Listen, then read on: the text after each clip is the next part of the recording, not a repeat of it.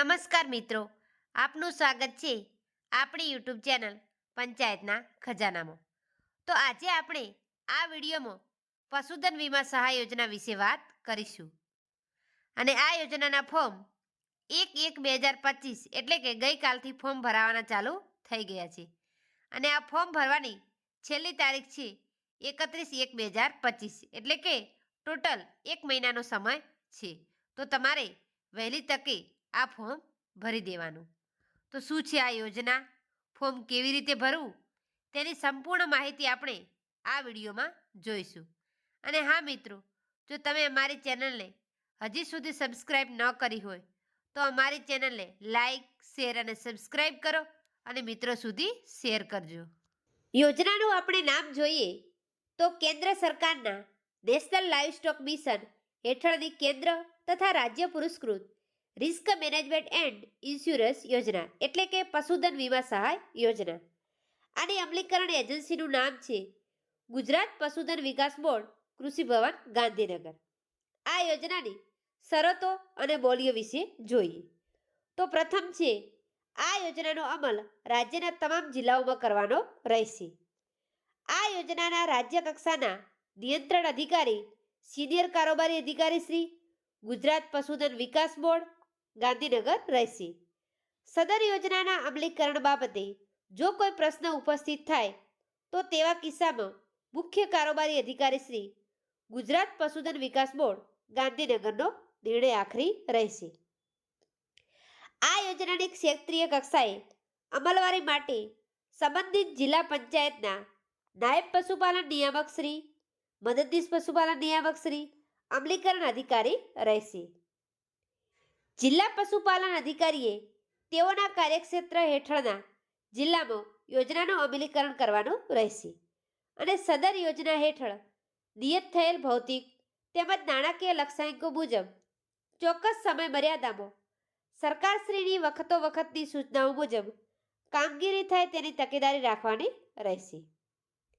પછી આગળ જોઈએ તો આ યોજના હેઠળ લાભાર્થીને પોતાના પશુઓ જેવા કે દેશી અથવા સંકર ગાયો તથા ભેંસોના વીમા લેવા માટે પશુપાલકને નીચે મુજબ વીમા પ્રીમિયમ પર સહાય મળવા પાત્ર રહેશે.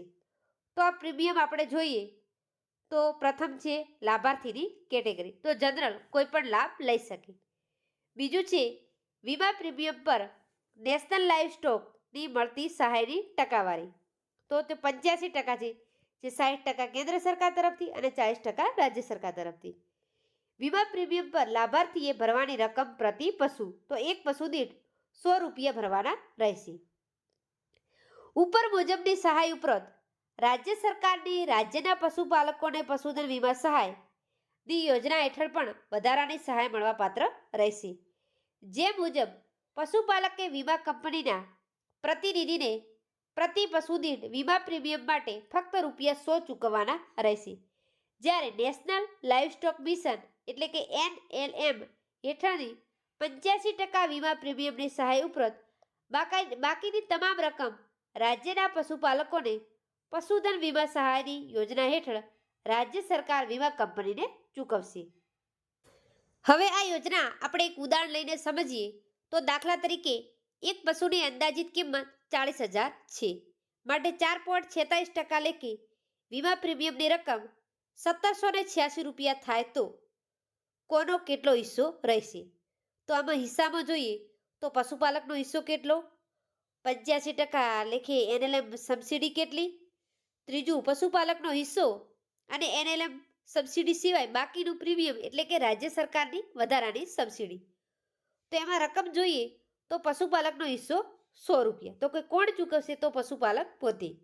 કોને ચૂકવશે? તો કે વીમા કંપનીના પ્રતિનિધિને.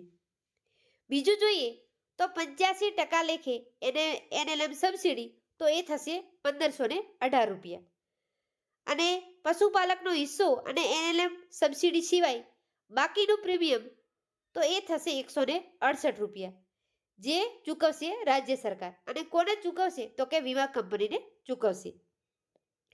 હવે આગળ જોઈએ તો આ યોજના હેઠળ લાભાર્થીને વીમા લેવા માટે પ્રતિ પરિવાર દીઠ 1 થી 3 વેતરના હોય તેવા મહત્તમ 10 પશુઓ ગાય અને ભેંસ વર્ગનાને પ્રીમિયમ પર સબસિડીનો લાભ મર્યાદિત છે. એટલે કે 1 થી 3 વેતનના હોય એવા મહત્તમ 10 પશુઓ. હવે અહીંયા પરિવાર લખેલું છે તો પરિવારની વ્યાખ્યામાં એવું કે Mahatma Gandhi national rural employment guarantee act 2005 મુજબ લેવાની. પછી આગળ જોઈએ તો આ યોજના હેઠળ લાભાર્થીએ આઈ ખેડૂત પોર્ટલ પર ઓનલાઈન અરજી કરી અરજીની પ્રિન્ટ કાઢી સહી કરી જરૂરી સ્વપ્રમાણિત દસ્તાવેજોની સાથે અરજી આઈ ખેડૂત પોર્ટલ ઉપર અપલોડ કરવાની રહેશે. આ હતી ઓનલાઈન પ્રોસેસ. અથવા જો ઓફલાઈન કરવું હોય તો નજીકના પશુ દવાખાના ખાતે અરજી તથા સ્વપ્રમાણિત દસ્તાવેજોની નકલ આપવાની તમારે રહેશે. પછી તો કે આ યોજનામાં પસંદ થયેલ અરજદારને તેના પશુઓના વીમા લેવા માટે તેના ભાગે આવતી વીમા પ્રીમિયમની રકમ રાજ્ય સરકારે નિયુક્ત કરેલ વીમા કંપની અથવા તેના પ્રતિનિધિને જમા કરી તેની પહોંચ પોલિસીની નકલ મેળવી લેવાની રહેશે. એટલે જે 100 રૂપિયા પ્રીમિયમ ભરવાનું હોય છે તેની વાત છે. જ્યારે સબસિડીની રકમ રાજ્ય સરકાર દ્વારા વીમા કંપનીને આપવામાં આવશે. વીમો લેતી વખતે અને દાવો રજૂ કરતી વખતે નિયત થયેલ શરતો બોલીઓનું પાલન કરવાનું રહેશે. આ અરજી ફોર્મ સાથે કયા કયા દસ્તાવેજો જોડવા તે જોઈએ તો સરકાર માન્ય ફોટાવાળી ઓળખપત્રની નકલ એટલે કે આધાર કાર્ડ છે, મતદાર ઓળખ કાર્ડ, ડ્રાઇવિંગ લાયસન્સ, કિસાન ક્રેડિટ કાર્ડ પૈકી કોઈ પણ એક અને બારકોડેડ રેશન કાર્ડની નકલ. તો આ હતી દસ્તાવેજો અરજી સાથે જોડવાના દસ્તાવેજો. તો મિત્રો 1/1/2025થી ફોર્મ ભરાવાના ચાલુ થઈ ગયા છે અને છેલ્લી તારીખ છે 31/1/2025. તો ફોર્મ તમે જરૂરથી ભરજો. અને હા મિત્રો, જો તમે અમારી ચેનલને સબસ્ક્રાઇબ ન કરી હોય તો અમારી ચેનલને જરૂર સબસ્ક્રાઇબ કરજો, જેથી કરીને અમે આવી અવનવી માહિતી અમે સૌપ્રથમ તમારા સુધી પહોંચાડી શકીએ. તો ફરી મળીશું મિત્રો આવી જ અવનવી માહિતી લઈને. ત્યાં સુધી જય હિન્દ, જય ભારત.